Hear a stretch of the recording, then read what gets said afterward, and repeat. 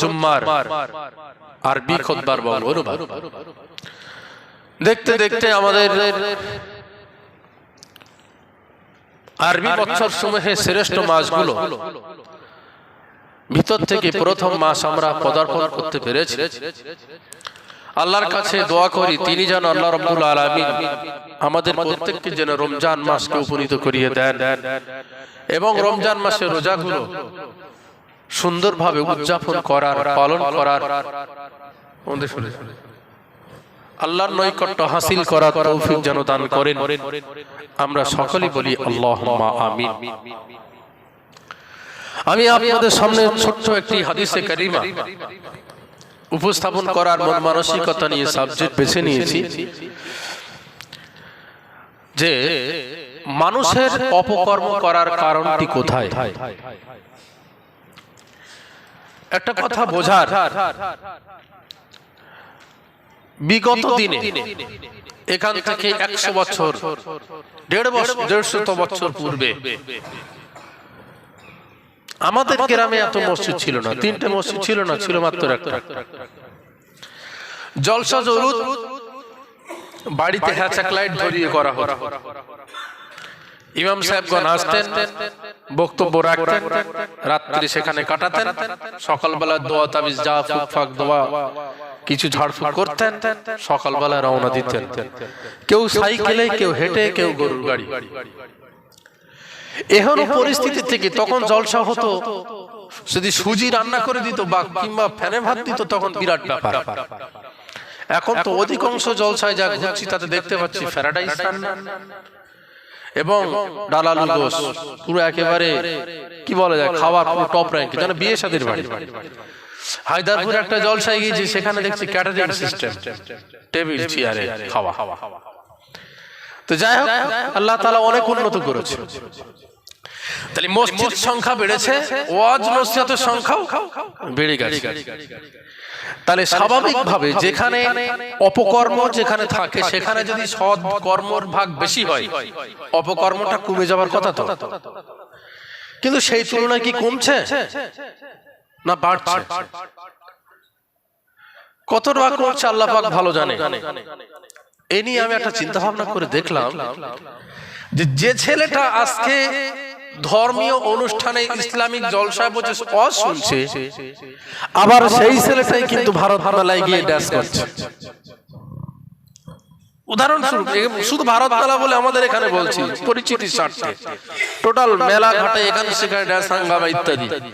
যে ছেলেটা আমাদের মসজিদে এসে নামাজ কালাম ঠিক মতো পড়ে, সেই ছেলেটাই কিন্তু আবার কবরস্থানের ধারে দাঁড়িয়ে পেশাব করা এবং কবরস্থান পাশে রয়েছে কোনো ব্যাপার না, পিকনিক চালিয়ে যাচ্ছে তুঙ্গে, গান বাজনা ইত্যাদি চালাচ্ছে। অথচ সেই ছেলেটা আমাদের মসজিদে সবার নামাজ পড়ে, অন্য মসজিদে গিয়ে নামাজ পড়ে, কোন একটা জলসায় গিয়ে সে বসে। কিন্তু একই ব্যক্তি একবার যাচ্ছে সদ অনুষ্ঠানে ভালো জায়গায়, আবার একই ব্যক্তি যাচ্ছে আবার খারাপ অনুষ্ঠানে, তাই তো নাকি? ওতপ্রোত ভাবে যাচ্ছে, কারণটা কোথায়? তাহলে যে মানুষটি সৎ কর্মশীল সে সতের সঙ্গে থাকে, আবার দেখা যাচ্ছে খারাপ কর্মের সঙ্গে লিপ্ত। আপনি কিভাবে বিচার করবেন?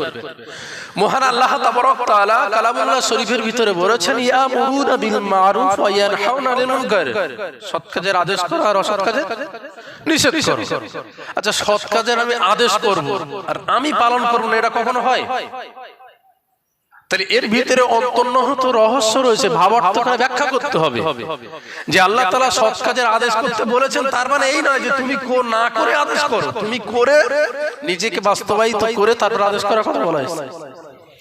এবং শুধু তাই না, অন্যরা যদি খারাপ কাজ করে তুমি সেটা নির্বিঘ্নে চলে এসো না, সেখানে তার প্রতিবাদ করো। প্রতিবাদের 3টে পদ্ধতি, অধিক আলোচনা করলে অনেক সময়ের ব্যাপার। তাহলে এখানে আমার বলার উদ্দেশ্য এইটাই যে বিশ্ব নবী সাল্লাল্লাহু আলাইহি ওয়াসাল্লামের হাদিস অনুপাতে তারা এই ধরনের কর্ম কেন আমাদের ভিতরে আসে? যে মানুষটি নামাজ পড়ে তার দ্বারাই আবার অপকর্ম হয়, কিভাবে সম্ভব? নামাজি ব্যক্তি তো দূরের কথা, আমরা দেখতে পাই অনেক ইমাম সাহেব অপকর্মের সঙ্গে জড়িয়ে পড়ে। অত্যন্ত দুর্ভাগ্যজনক বিষয়। দেখি আমরা আলাপ আলোচনার করে এর থেকে কতটা জ্ঞান অনুসন্ধান করতে পারি। খুব ঠান্ডা মাথায় শুনবেন। বিশ্ব নবী সাল্লাল্লাহু আলাইহি ওয়াসাল্লাম হাদিস শরীফের ভিতরে জানিয়েছেন, আলা ইন্নাল ইনসানু লামুদগাতুন, প্রত্যেকটা মানুষের শরীরের রক্তপিণ্ড মাংস দ্বারা গঠিত। এই সমস্ত মাংসপিণ্ডের ভিতরে আল্লাহ তাবারক তাআলা একটা মাংসপিণ্ড ওই মানুষের ভিতরে রেখেছেন। মাংসপিণ্ড পেশি বিভিন্ন শ্রেণীর ভাগে ভাগ, তার ভিতর থেকে আল্লাহ তাআলা আর একটা মাংসপিণ্ডের কথা উল্লেখ করেছেন। কটা মাংসপিণ্ড একটু বলেন, কথা বলেন, কটা? একটা মাংসপিণ্ডের কথা আল্লাহ পাক উল্লেখ করেছেন। কটা? একটা। আলা ইন্নাল ইনসানু লামুদগাতুন ওয়া ইযা ফাসাদাল জাসাদু কুল্লুহু। রাসূলুল্লাহ বলেছেন যে ওই মাংসপিণ্ডটা যদি হয় পবিত্র, তার শরীরটাই হবে পবিত্র। আর ওই মাংসপিণ্ডটা যদি হয় অপবিত্র, তাহলে তার সমস্ত শরীরটাই হবে অপবিত্র। কথা বুঝা? বিষ্ণু বলেছেন আলা ওয়াহিয়াল কলব, সেই মাংসপিণ্ডটার নাম হলো কলব, অন্তঃকরণ। তাহলে অন্তঃকরণ বা কলব, এটা যদি পরিষ্কার হয় সমস্ত শরীর পরিষ্কার, এটা যদি অপরিষ্কার হয় সমস্ত শরীর অপরিষ্কার। হাদিসটা বোঝার জন্য একটা উদাহরণ, সেটি হলো এই যে আপনি কোন সময় রাত্রে বাজার করে বাড়িতে ফিরছেন।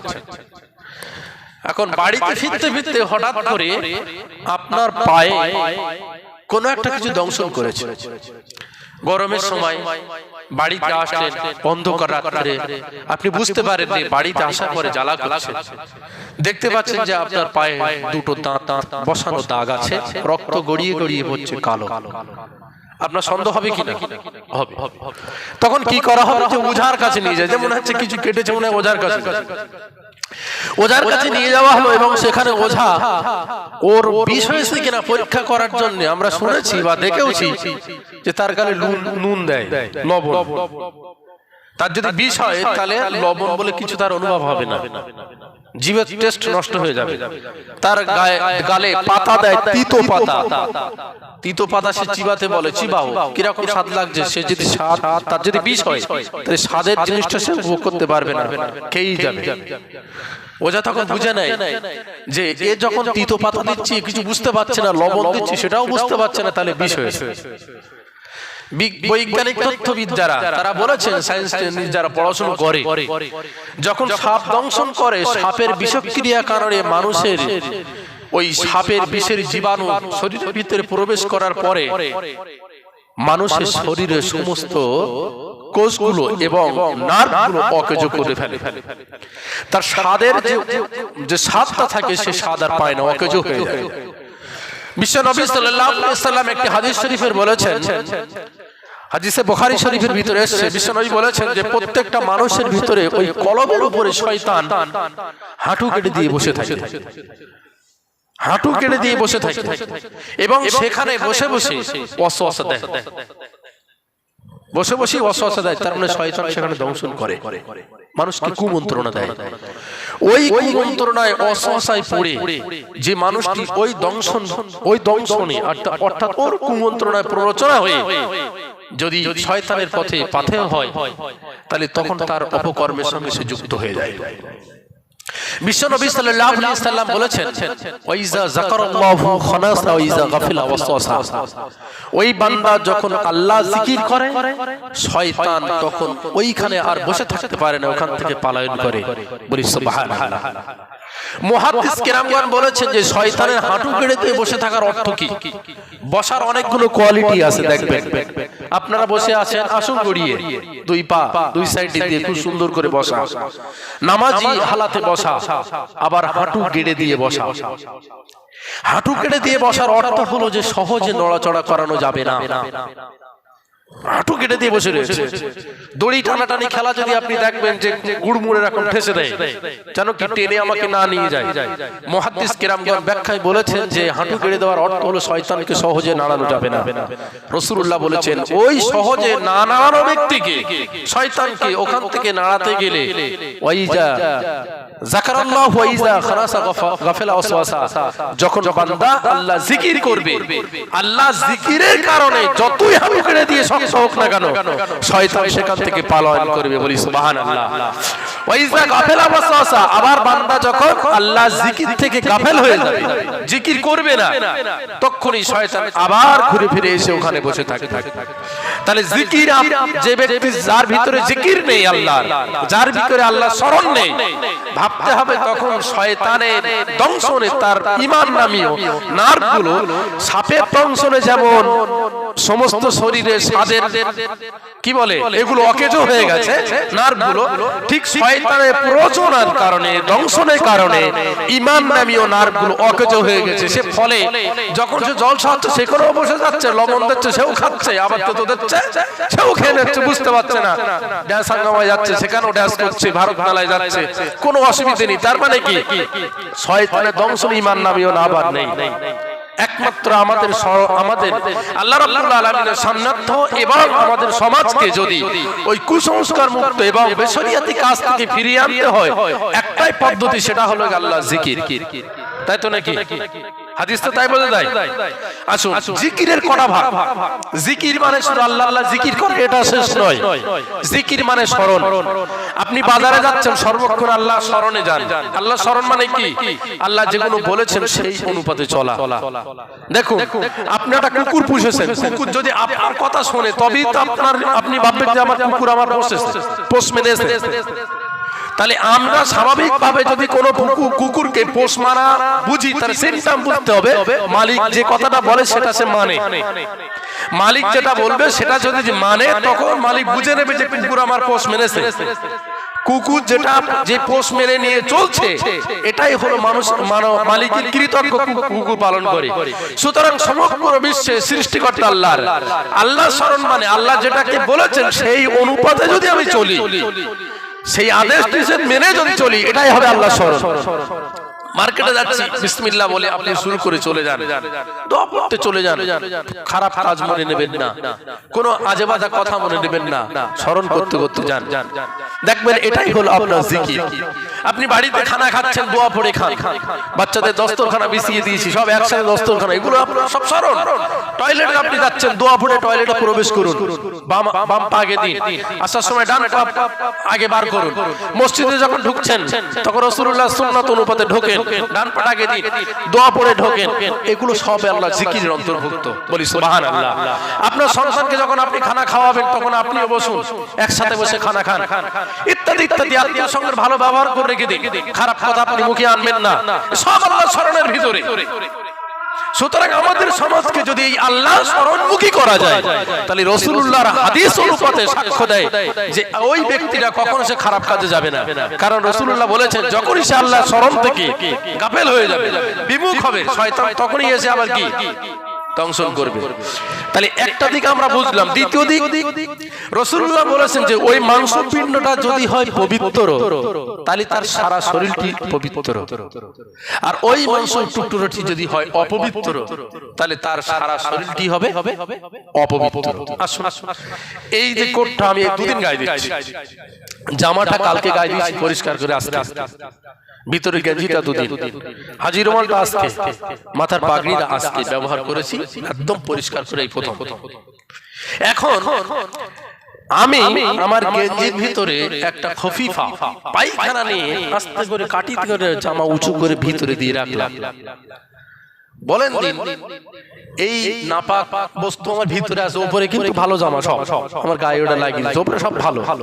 এই অবস্থায় যদি আমি নামাজ পড়ি, নামাজ হবে? ভিতরে রয়েছে, তাই তো? বিশ্ব নবী বলেছেন যে তোমাদের ওই মাংস টুকরোটি যদি অপবিত্র হয়, সারা শরীর অপবিত্র। আর আমাদের অন্তঃকরণ যদি অপবিত্র থাকে, তাহলে সারা শরীরটি অপবিত্র। আমি তো জামা কাপড় পরিষ্কার করে পড়িছি, তাও নামাজ হবে না? কোটটা তো পরিষ্কার করা, পাগড়ি তো পরিষ্কার করে প্রথম, তাও নামাজ হবে না কেন? ভিতরে ময়লা আছে। তাহলে পরিষ্কার এটা বোঝা গেল যে ভিতরে ময়লা থাকে, যখন নামাজ হবে না, তাহলে ভিতরে তো অন্তঃকরণটা নোংরায় ভর্তি হয়ে রয়েছে, অপবিত্র কল্প। এই অপবিত্র অন্তঃকরণ নিয়ে নামাজ হবে? কথা বুঝে আসছে? আচ্ছা, অপবিত্র কল্প কি? অপবিত্র কল্প হলো মনে মনে মানুষের প্রতি বিদ্বেষ পোষণ করা, হিংসা পোষণ করা, হিংস্র পরায়ণতা। এই মনটাকে স্বচ্ছ করার জন্য এই সমস্ত কুসংস্কার থেকে হেফাজত করতে হবে, আল্লাহ স্মরণমুখী করতে হবে। আমরা করি না, মনে মনে ভাবি না আমাদের সমাজে কি রকম মানুষ নেই অন্যের প্রতি বিদ্বেষ পোষণ করা। তাহলে কলুষমুক্ত আমার অন্তরকে করতে পারিনি, নোংরা অন্তর। এই অন্তরকে পরিষ্কার পরিচ্ছন্ন করার জন্য একটাই রাস্তা, শুধুমাত্র কেবলমাত্র আল্লাহ জিকির। আর এই জিকিরের ভাগ আমি তো আপনাদের অনেকটা আছে, তার মধ্যে কিছু টাচ করে দিয়েছি। মেহেরবানি করে আপনাদের কাছে করজ নিবেদন, আমাদের এই অপরিষ্কার অপরিচ্ছন্ন এই নামাজ যেভাবে পড়ি, এই অপবিত্র অবস্থায়, এই অবস্থায় আমরা নামাজ রাহারাতি পড়ি যাচ্ছি, জীবনে ওইভাবে পড়ি যাচ্ছি, নিজের অন্তঃকরণকে পরিষ্কার করার চেষ্টা একবারও আমরা করি না। এই জন্য আপনাদের কাছে নিবেদন করব, আপনারা আল্লাহ জিকির করেন। শুধু আল্লাহ আল্লাহ জিকির করবেন এটা নয়, আপনার পরিবারকে আপনি জিকিরের অন্তর্ভুক্ত আনেন, আল্লাহ স্মরণের অন্তর্ভুক্ত আনেন। দেখেন, আপনার স্ত্রী যখন আপনার একটা খারাপ কথা বলবে, আপনার স্ত্রীর যদি আল্লাহ স্মরণ থাকে মনে, যে না রাগ করলে আল্লাহ পাক আমার গুনাহ দেবে, এই স্মরণটা যদি থাকে, কখনো আপনার স্ত্রী কিন্তু আপনার সঙ্গে বা আমার সঙ্গে খারাপ ব্যবহার করবে না। করবে কি? করবে না। তাহলে আল্লাহ স্মরণ তার ভিতরে ঢোকাতে হবে। আপনি যখন আপনার সন্তানকে বলে মনে হয় এটা নিয়ে আয়, দেখি তাড়াতাড়ি মনে খেলা করেই যাচ্ছে, মনে ওই কথা গুরুত্ব দিচ্ছে না, মনার ভিতরে যদি আল্লাহ স্মরণটা নিয়ে আসা যায় আমার সন্তানটির ভিতরে, তাহলে আপনার কথা শুনবে, যে না আব্বার কথা না শুনলে আল্লাহ গুনাহ দেবে, আপনার কথা শুনবে, ঠিক কিনা? তাহলে আল্লাহ স্মরণটা তাদের ভিতরে ঢোকাতে হবে।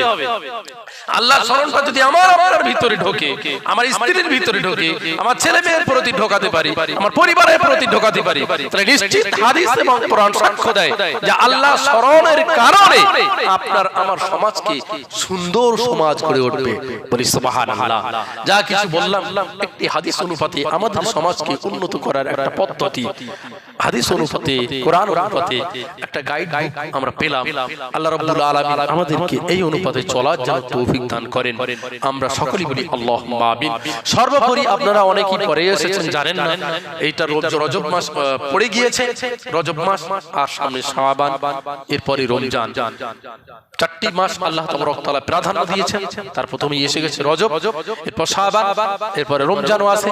সুতরাং আপনাদের কাছে নিবেদন করব, আসুন এই রজব মাসে একটা চারা আপনি রোপণ করুন, একটা চারা, একটা বীজ আপনি সেখানে পুঁতে দিন। এইটা রমজান রজব মাসে আপনার চারা বার হলো, আর এরপরে আপনার শাবান মাস আসলো, শাবান মাসে ওই চারায় আপনার চোখের পানির দ্বারায় সেগুলোকে আস্তে আস্তে আস্তে আস্তে সতেজ করার জন্য তার গোড়ায় পানি ঢালুন। এরপর রমজান মাস আসলো, রমজান মাস এসে সেইগুলোকে ভালো করে সুন্দর করে রমজানের রোজা রেখে সেই ফলগুলো সঞ্চয় করার জন্য আল্লাহ পাক আমাদেরকে তৌফিক দেন। আমরা সকলেই বলি আল্লাহুম্মা আমিন। আপনাদের সদিচ্ছার অনুকরণে আমাদের প্রত্যেককে আর কি এই ইসলামের ছায়াতলে আসার জন্য আহ্বান রাখছি। সর্বশেষে জুম্মার আগের দিন বৃহস্পতিবারে আমরা রাতে ছোট্ট ছোট্ট জিকিরের মজলিস করি এবং সেখান থেকে ছোট্ট ছোট্ট জ্ঞানের কিছু কিছু পাঠ আমরা তুলে ধরি, যে এটাকে কিভাবে করলে কিভাবে হবে। হয়তো প্রত্যেক বৃহস্পতিবারে হয়নি, কারণ করা যায় না প্রত্যেক দিনে যদি করি, মানুষের একটা সময়ের ব্যাপার থাকে, অনেকে ব্যস্ততার ভিতরে থাকেন, সেজন্য কোনো সময় করা হয়, কোনো সময় করা হয় না। আপনাদের কাছে নিবেদন করব কম বেশি এটা অ্যাটেন্ড করার জন্য। অন্য কারোর তো নাম না, শুধু আল্লাহর নামে স্মরণ। আপনি তো সারা মাসই করেন না, সারা বছর করেন না, এমনি করে সারা সপ্তাহে সময় পান না, একটা সময় একটা দিন অন্তত সপ্তাহে যদি 20টা মিনিট সময় দেন, 20 মিনিটের বদৌলতে হয়তো আপনার 24টা ঘন্টা ইবাদতের কারণ হতে পারে। আল্লাহ তাবারক তাআলা কবুল করেন। ওয়া মা তৌফিকি ইল্লা বিল্লাহ, আলাইহি তাওয়াক্কালতু ওয়া ইলাইহি উনীব।